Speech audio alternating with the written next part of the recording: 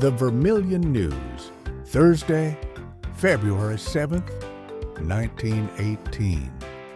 The big picture in the front page is the old brick church that was behind where the museum is today.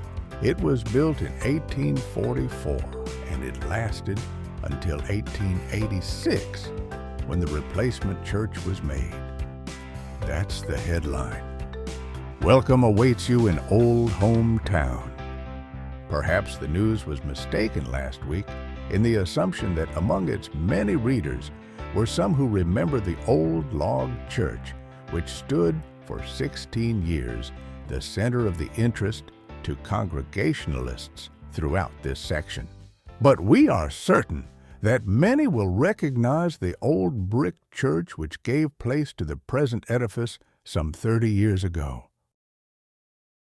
The sight of the old structure may bring to many former residents remembrances of happy days spent in Vermilion. A letter from all who cannot visit Vermilion during the week of February 20 to 24 will be appreciated. But any and all who can be here will find a cordial welcome. The program for the centennial celebration is now in the hands of the printer and will soon be ready. Members of the church are urged to invite their friends to be with us at that time. Mrs.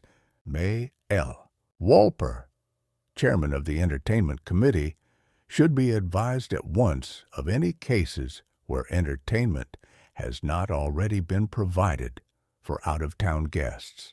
Following is the program. Wednesday, February the 20th, 6:30 p.m., reception to members and friends of the church banquet.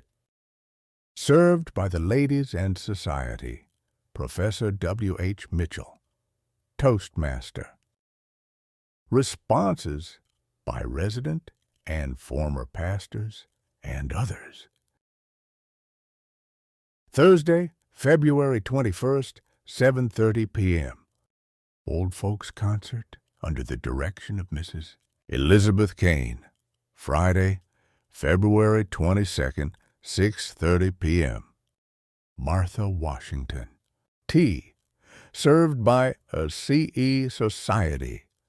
Silhouettes, dress, and costumes of the early day, under the direction of Miss Inez Williams. Sunday, February 24th. Services in charge of Reverend Alfred Ray Atwood of Oberlin, Ohio, 10 a.m. Anniversary. Sermon, Reverend Edge Rothke, State Superintendent of Congregational Churches, Cleveland, Ohio. The history of the church will be presented at this time by Miss Lucy E. Morgan. The Sunday School will unite in this service in furnished special music. 7:30 p.m. cantata by the choir under the direction of Emmy Lawless. There will be a lean exhibit of antiques during this celebration. It mentions Lucy Morgan. Lucy did write a book, and I have a copy of that book, and I did put it online, so you can find it. It's a very interesting history. It's a good one. Lucy was Prezi Morgan's aunt. Okay, on to the next headline. Road problem. To receive attention, the town council met in regular session Monday night, with all members present. After the usual routine of reading of the minutes of the previous meeting, communications were called for. The only one was a petition asking for a storm sewer connecting the State Street sewer with a railroad sewer on Grand Street. This was referred to the Street Commission Committee for Investigation. Reports of the committees were then asked for. the only one being a written report of the Public Grounds Committee, which was made along the lines suggested at the last meeting. That improvements be suggested, and then if the finances permitted, would be made.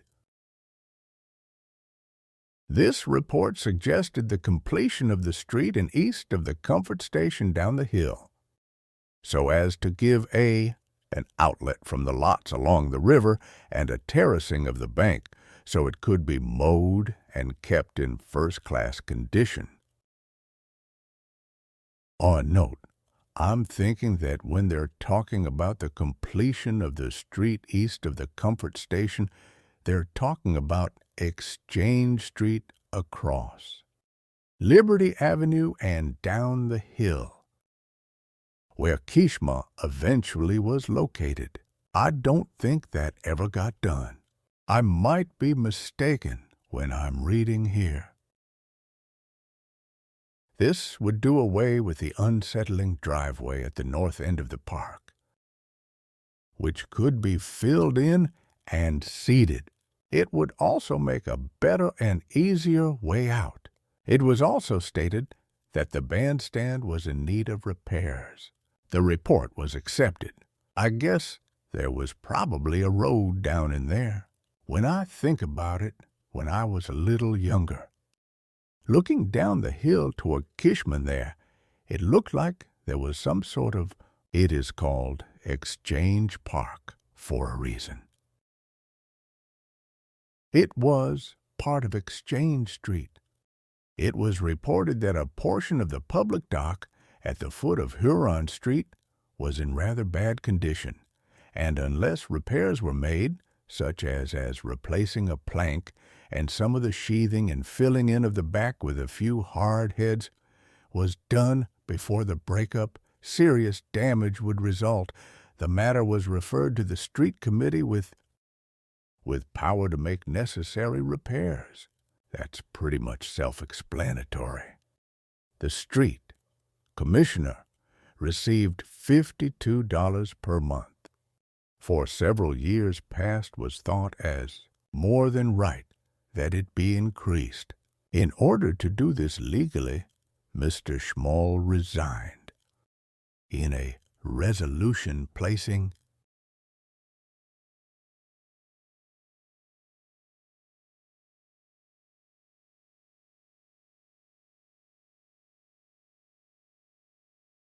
town.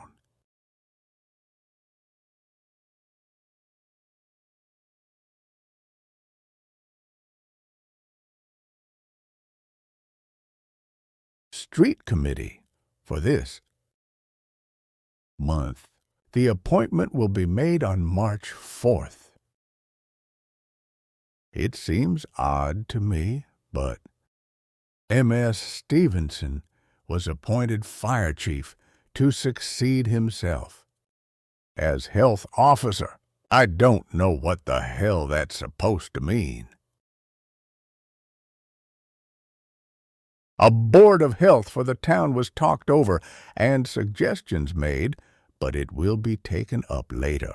The following bills were appropriated and paid. Ordered the street commissioners paid. I'm not going to read all those bills. They're unnecessary.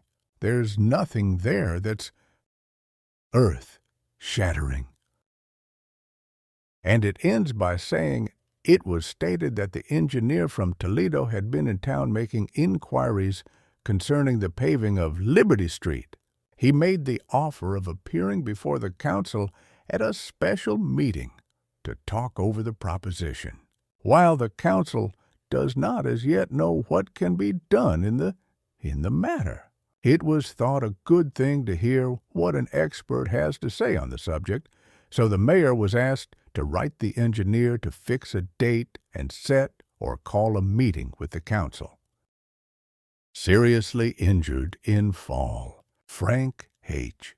Peck, a prominent farmer of Brownhill Township, living in the vicinity of Rugby, met with a serious accident Wednesday afternoon about 3 o'clock. There is a large barn on the place, and the eave troughs had become clogged. Mr. Peck was standing on a ladder placed against the L of the building. It had cleaned out the trough at the junction of the roofs and started to descend.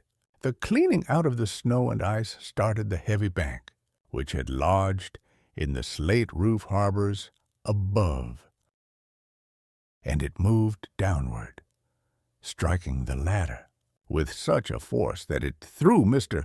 Peck from the ladder, and in falling, his jacket caught on something. Sorry, but I couldn't read the rest. It was so badly smeared. Anyway, he was found unconscious and carried into the house. Mrs. Peck was away at the time, having just started to take a seamstress. Miss Katie Fay to her home. She was notified as she passed the Reynolds home and returned immediately. The extent of his injuries have not been fully determined as yet, owing to the excruciating pain caused by the slightest touch. He seems unable to move either leg. His right shoulder is badly bruised, one rib broken, and a severe cut across the face, and he is in half-conscious condition this morning. There's a smaller paragraph which follows, but it's so smeared up I'm unable to see it or to read it. That's as far as I could get on that one. Sorry about that, but the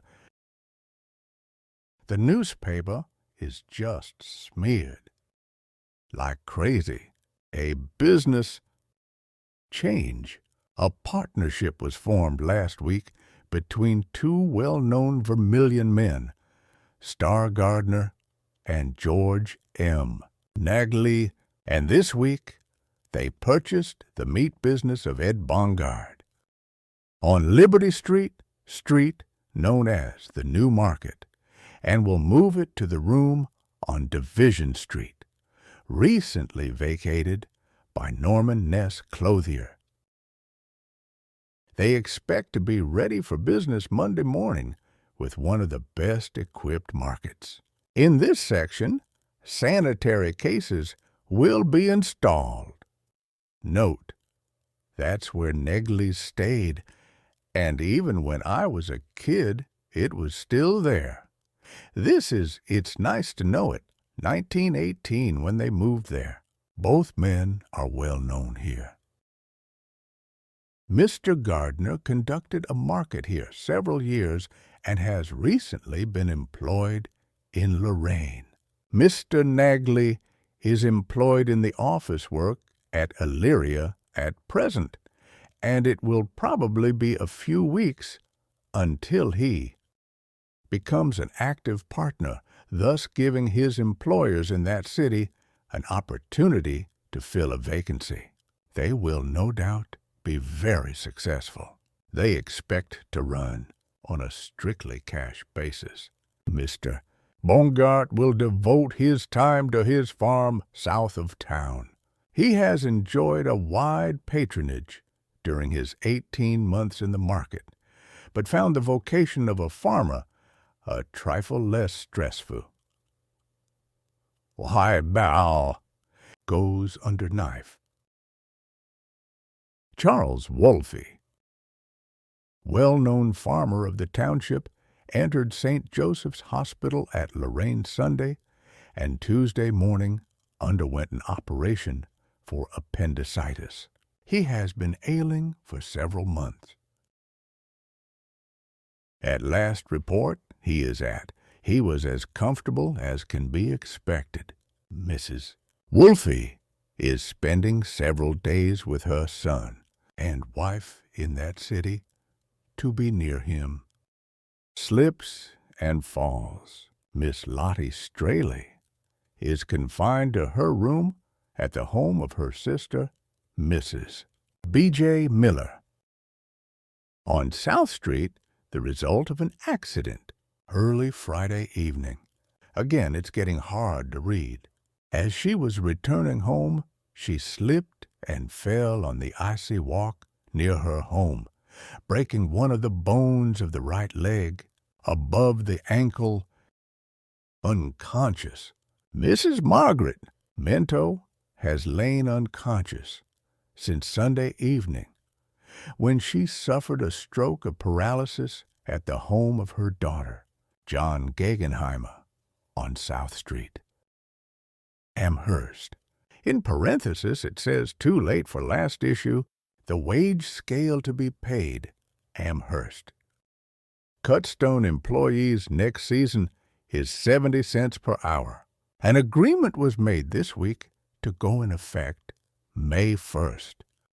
The public library has been closed for several days owing to the shortage of fuel. Reverend Father Sheffield, who has been quite ill, has reported better. Mrs. Casper Dute is being treated at the hospital for carbuncles. Mrs. Honora Lawless died at her home here Thursday after a long illness. The continued cold weather has kept the plumbers busy repairing pipes. John Mintz was quite seriously injured while playing with companions on the ice one day last week. Mrs. Mary Lapp Husner died at the home of her daughter, Mrs. Robert Hageman, near Lorraine, Sunday, after an illness of several months, at the age of 75 years. She was a former resident of Amherst. Besides her daughter, she leaves one son, Frank Husner of Amherst, one sister, Mrs. Catherine Fowle of Elyria, and two brothers, William and Henry Lapp, at Amherst. Mrs. Henry Colby was operated on at the hospital Friday. She is doing as well as can be expected. C.W. Men's purchased a number of thoroughbred cattle from the farm recently purchased of Mr. Colthy. He attended a sale at Cuyahoga Falls last week for that purpose. Angus Brown died last Sunday at the hospital. Huron, the fire department was called out Saturday to Henry Shue's house. Mr. Bowden, a resident of South Huron, died last Friday. Burial was made in Scott's Cemetery. Ice in the Wheeling Slip is 17 inches thick.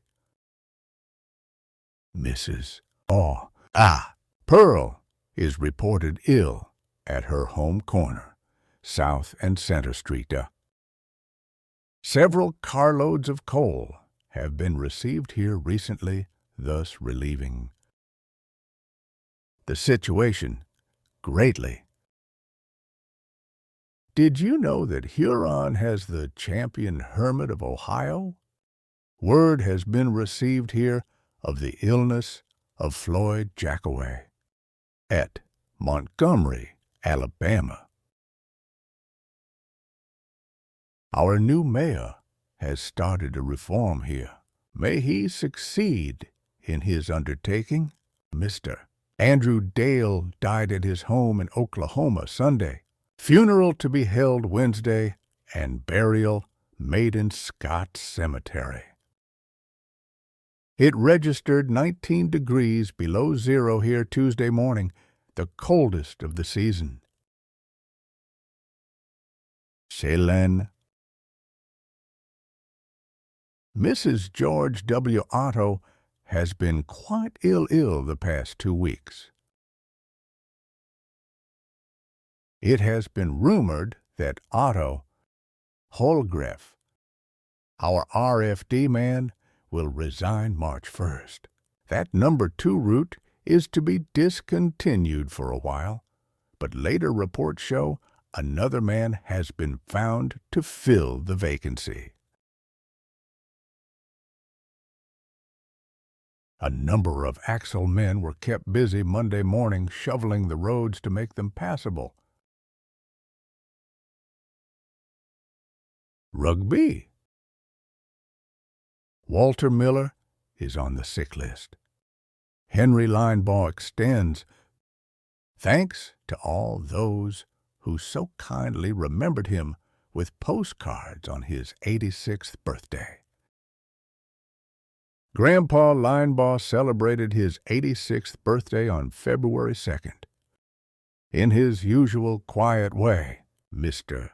Linebaugh sailed to this country from Germany at the age of 18 years, and is the only pioneer resident left in this part of the township, which was formerly called West Brownhelm.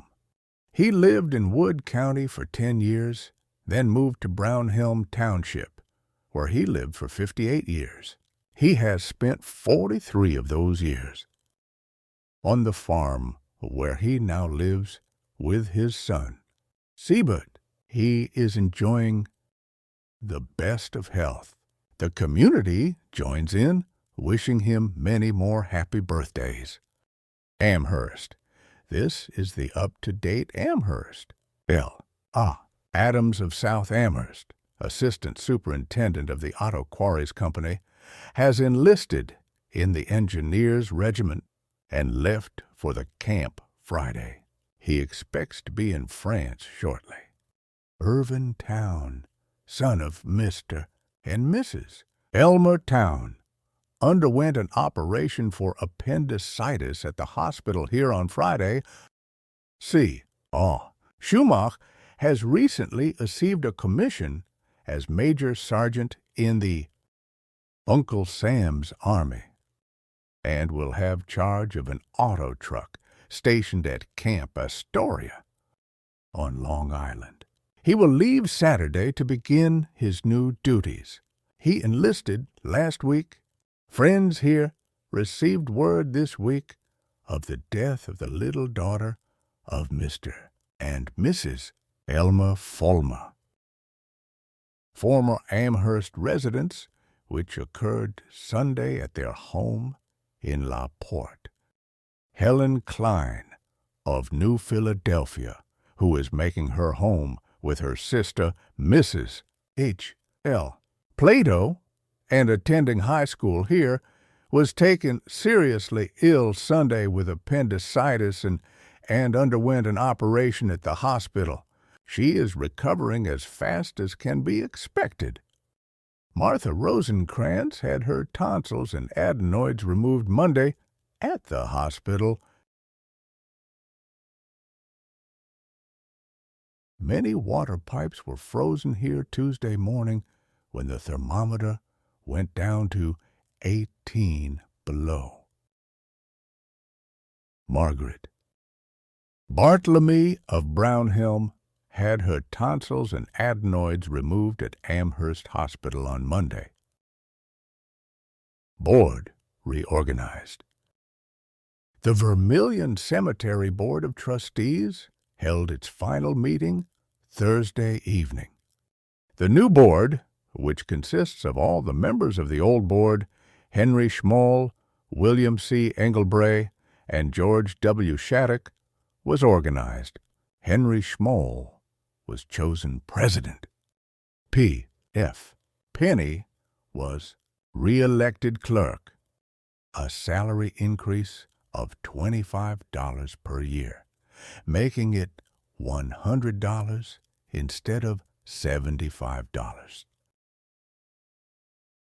The charge for the care of the lots was an advanced 25 cents per lot. The time for holdings meetings was fixed for the first Thursday of each month.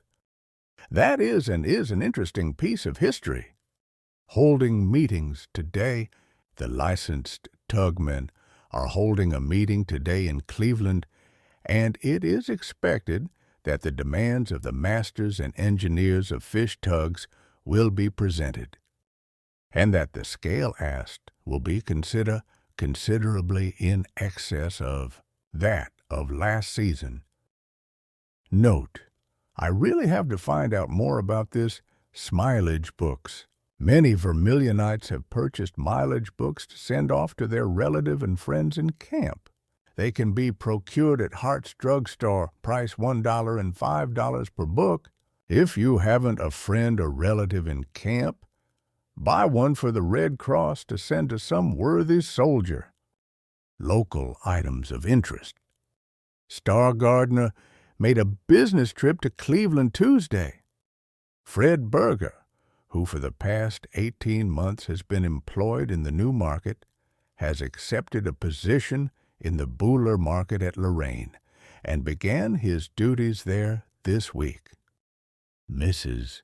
Norris Welch and mother, Mrs. Clara Bottomley, are spending the week with W.B. Houseman and family in Monroeville. Note, this would be my aunt and my grandmother. Big deal.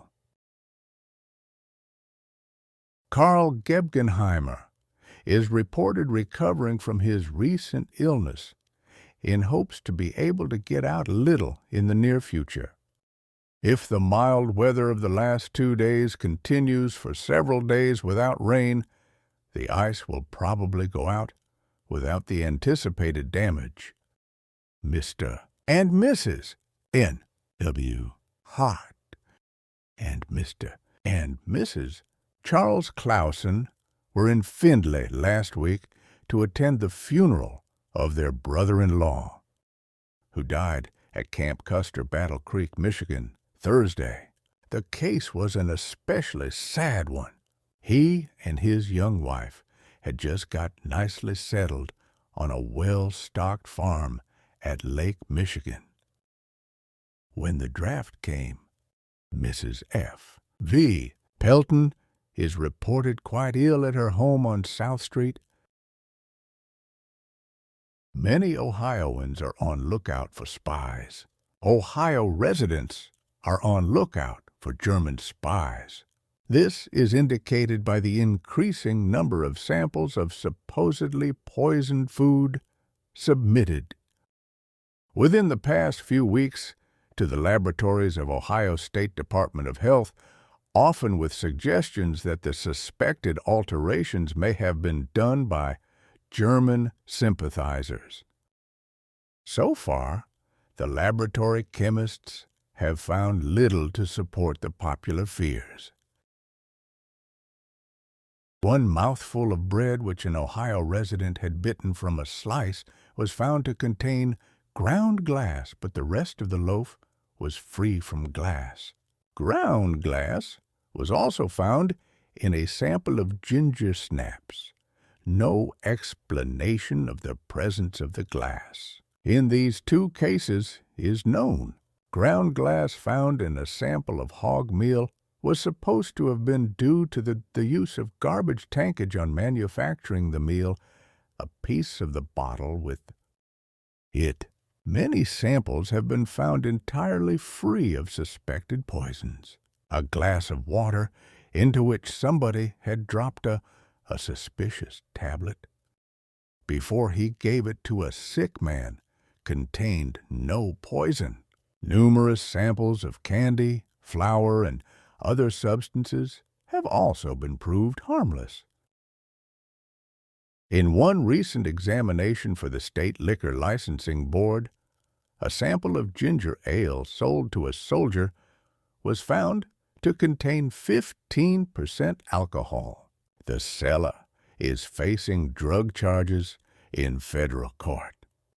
I don't think the soldier cared too much. Okay, I'm going to try this again. It's called Newsy Notes, but it's also crap. No woman who dresses modestly and behaves herself properly needs a gun to defend her honor in either Vermilion or elsewhere. All hope of having the Meatless Monday program modified was abandoned Tuesday night, and 2 4-day holiday periods are among the possibilities. Of the shortest month in 1918, Lincoln's birthday comes on Tuesday, thus bringing 3 days successively, and then Saturday. I believe Basil Henry used to write this column. There's a note here at the title for this column.